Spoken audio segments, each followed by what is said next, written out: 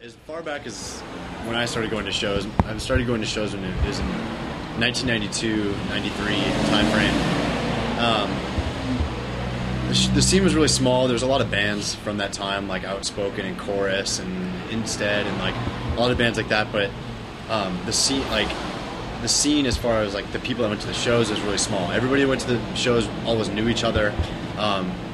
You could always count on seeing the same people at every show. You know what I mean? Even if you like didn't have their phone number or whatever, it's like, oh, I saw you last week. It's like people thought that, you felt like you knew each other. It's a lot different from now, because now it's just grown so big that you don't really see a lot of the same faces that much anymore. Mm-hmm. But back then it was just a little bit more close-knit, but it was special. So it was more like a community? More of a community, definitely. Yeah, and I think around like 98, 99 is when it really started to get popular. Mm-hmm. And like you would go to a show and you would end up seeing people from your school that you didn't even know went to those kind of shows, and it just, to what it is from today, I think it kind of started around 98. What do you think the tipping point was for that to kind of break into the mainstream? Well, I think what happened is just naturally when something gets more popular, it starts to grow. You know what I mean? I mean, obviously, something gets popular, it starts to grow. So, it just, I don't know, like certain bands hit certain like nerves with certain kids, and those kids like were a little bit off the norm of what would normally go to a show, and it just kind of like spread. Like it wasn't necessarily just those like kids that went to every show. It started to spread to like maybe people that listened to just punk rock were like now getting introduced into hardcore, and like metal getting introduced to hardcore, and there's a bunch of people like basically telling each other like, you go to the show, like there's people proud of what they were going to, and like the shows they were going to, and they were like spreading the word of it, and it just naturally grew. I remember one time, I think when I really noticed it was on MTV. They had a special on Shadows Fall, and they started talking about they used words like the hardcore scene and stuff like that on MTV. Yeah. And they were showing these really small shows with like, well, small, 300 kids in a room, and I never knew concerts that small and stuff like that, other than like the shows that I went to locally. And that was like when I started to realize when hardcore was kind of getting like a mainstream appeal to people who didn't really know what it was about, but they knew the bands, they just didn't really understand what it was all about. Yeah, it started making noise, so like media people started like picking it up and paying attention, Mm-hmm. And I think that's kind of spread from there as well. What was your mindset prior to it going to the mainstream? I just liked going to shows. Like, I loved the music and I loved the atmosphere, and it was something that was very infectious for me to go and like see and become friends with a lot of people, and that had like this kind of like same ideas about society and that kind of stuff. And it's definitely different now. Like, I don't think people get into it for the same reasons. Oh yeah. Back then it was like, I'm different from the majority, so this is like as far from the majority as I could possibly go, because it was so underground. There was no media coverage, there was no like real record labels paying attention, and it was just it was very underground. So, but that's what drew me to it. What bands do you think led the way? Like Throwdown, or when I saw it completely exploding was right when Throwdown started playing shows, as far as in Orange County. I mean, Strife used to do really well. They're from LA, but as far as Orange County goes, Throwdown made it like fun for everybody to go to shows. So you get people that were like football players or other athletes going, or just people that are like friends with people, and just like surfers, and like it just made it fun for people. So the shows started going crazy, and I think Throwdown really had a very big to do in making the Orange County scene really bigger. You were saying that it's changed so much since back in the day. How has it changed? It's a fashion now. Back then it was an idea. It was a stance. It was I don't feel comfortable going to parties. I don't feel comfortable going to things where popular people go, I guess. So I'm going to go to these shows in a library or in a basement or in a record store. Yeah. You know what I mean? Because I feel normal here. And now it's just, girls didn't take notice to like me back then.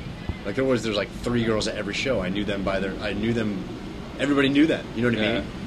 now it's very socially accepted. You know, before it was like people are screaming, what are they doing? You know, like that's just ugly, scary music. Now it's just like, it's just a fashion. It's another genre. You know, it's not something that's like unknown and dangerous and, you know, kind of outlawish. That's how it was before. Do you think kids join bands for the wrong reasons now? I think it's 50-50. Yeah. There's definitely the people out there that want to start a band to become, I guess you could use the word rock stars. Like their whole mindset is they want the whole lifestyle and they want to be cool and all that goes with that. But then there are the kids out there that just want to play music. I know there's a lot of people that don't care if they ever make it out of their garage. They're just happy playing. So I think it's 50-50. So how do you maintain motivation seeing the scene change over so many years? Just the fact of that we've been going for so long. I mean, I think first and foremost, like we love playing the music, just because we love playing it with each other. You know what I mean? And we love sharing the stage with each other, and it's something that I think keeps us going.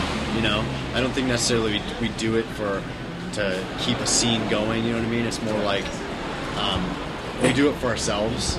But I think there is something to be said that kids can look at as far as like longevity goes and like integrity. And we've been the same way since day one for almost 11 years. So I think people need to see that. You know, people that go to these shows need to see a band that is stuck around and still trying to maintain like an integrity to the scene. Because a lot of bands come out, they just come out and they fizzle and they go away. You know what I mean? So like, you know, you got it. We do it because we love it. What about record labels, though? I mean, when you have record labels that start from a grassroots level, and then as the scene gets bigger and as the mainstream catches on, with what you guys went through with Trustkill, do you think that it's almost inevitable for any label to get, when they get that big, for them to kind of lose integrity?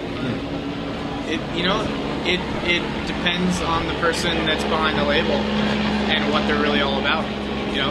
Yeah. Some people are in it for the wrong reasons, just like trying to start a band. I mean, we have friends that have labels that have been like the same guy since we've known them.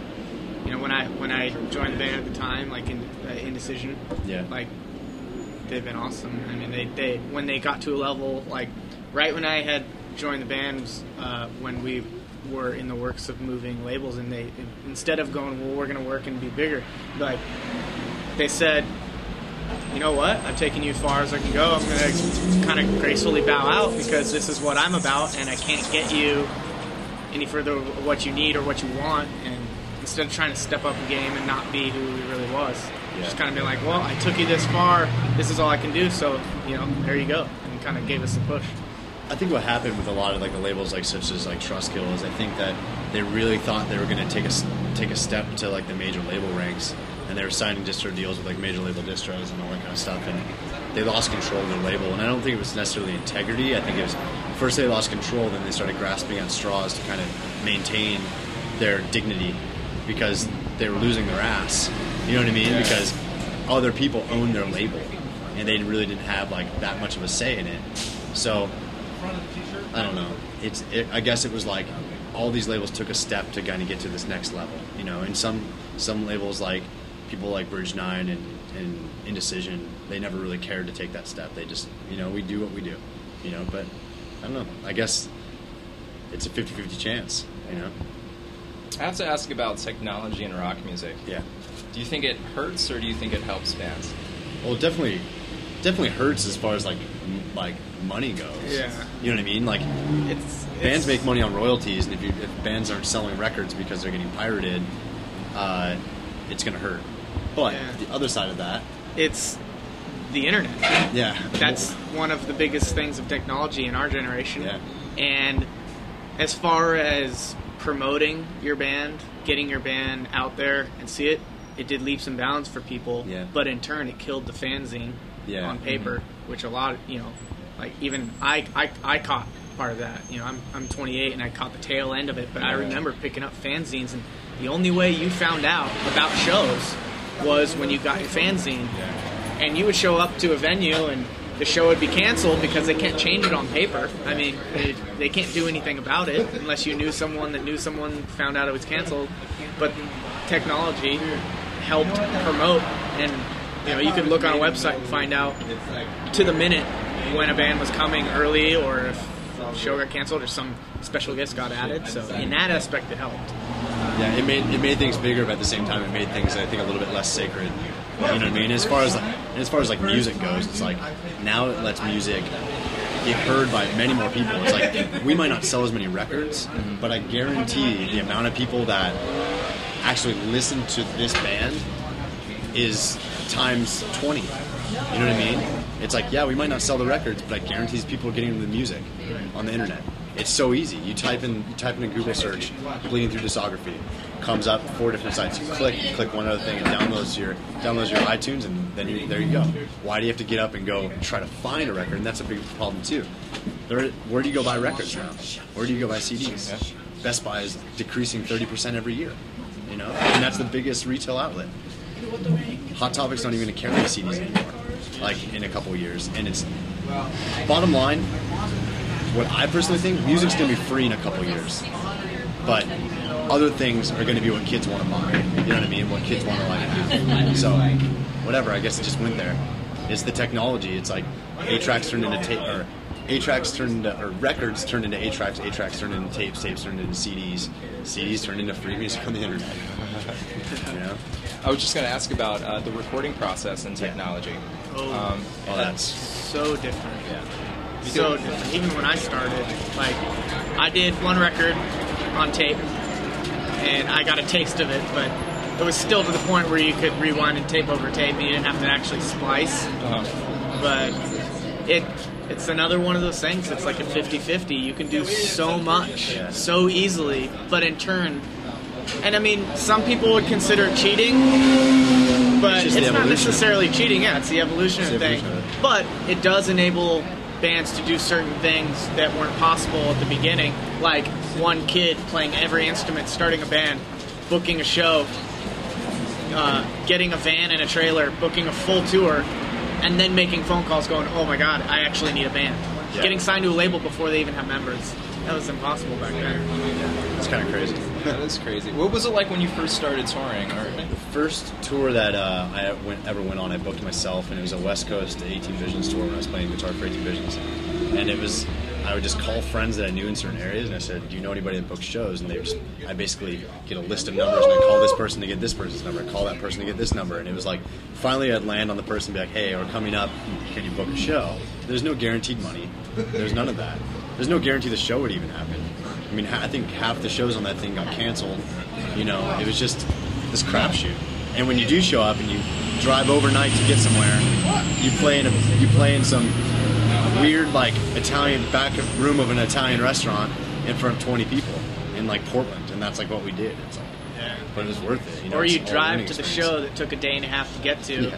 And while you were spending that 24 hours driving, the promoter had called and left a message on your home phone saying that he couldn't do the show, and you'd show up at the show knocking on the door, and the guy next door would be like, you guys need something? And he'd be like, yeah, we're playing a show here. He goes, oh no, I got the keys to a shop. He went on vacation. Yeah. And you would be screwed out of your gas money. And he wasn't trying to hurt you, he just couldn't do it, but you would lose all of that gas money. And then it would be, okay, everyone empty your pockets into the pot, and that's the gas money to the next show. It was hard. It was definitely hard, but it was the experience. It was like, that was living, man. Like, that was like taking like the leap. Now it's just like, bands go on tour, they have guaranteed contracted money. That's ridiculous. You have to start from the bottom to appreciate anything that you're going to get.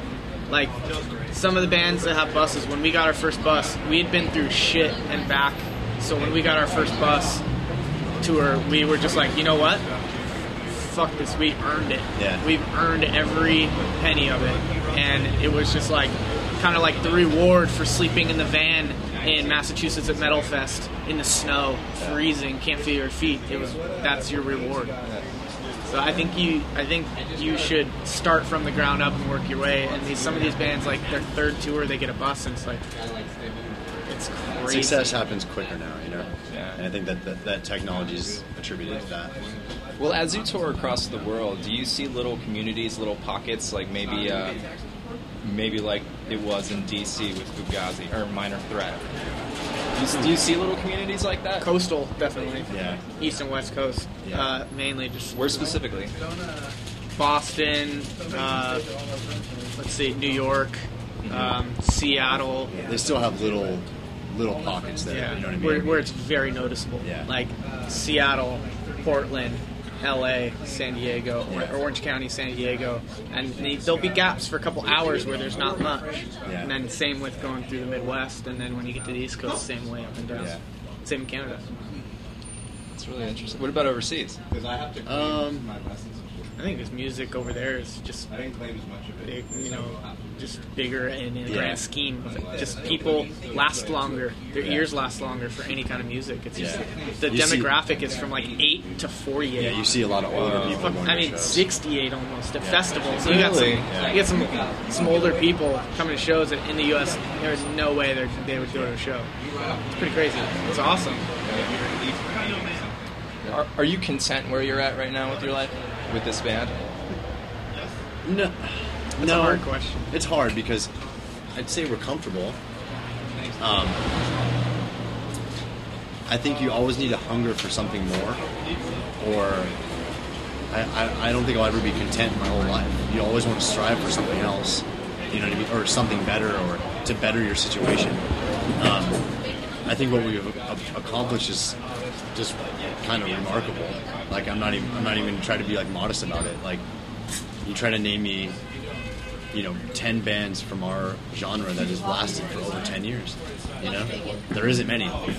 So it's remarkable to even get to that spot. Definitely. And so that I'm stoked about, but not content. Yeah. You know what I mean? You still want to show up, and you still want kids to be at your shows, and you still want to like strive for something a little bit better. I will say, I could probably speak for the whole band when I say we don't regret a single thing we've done up until this point, which there's bands who can't even say that. Yeah. So, we're happy with what's happened so far, but we're always ready for something new.